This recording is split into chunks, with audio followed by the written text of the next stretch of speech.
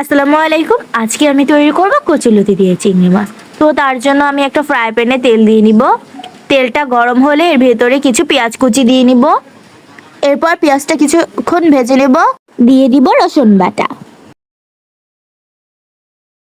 এবার ভালো করে ভেজে নেব। এরপর এর ভিতরে দিয়ে দিব হলুদ গুঁড়ো, দিয়ে দিব মরিচ গুঁড়ো, দিয়ে দিব পরিমাণ মতো লবণ ও সামান্য পানি।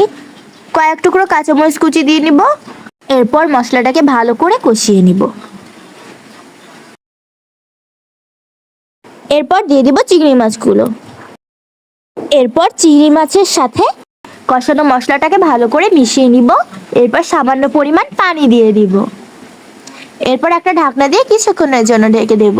কিছুক্ষণ পর ঢাকনাটা তুলে নিব। এরপর এর ভেতরে কচুরলতিগুলো দিয়ে দিব।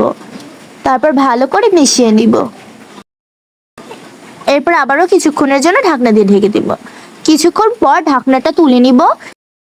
এরপর এর ভেতরে সামান্য পরিমাণ পানি দিয়ে দিব। তারপর কিছুক্ষণ যাবত নেড়ে নিব। এরপর ভালো করে মিশিয়ে নিব। ব্যাস তৈরি হয়ে গেল আমার কচুরলতি দিয়ে চিংড়ি মাছ। তো ভিডিওটি কেমন লাগলো অবশ্যই আমাকে কমেন্টে জানাবেন। আল্লাহ হাফেজ।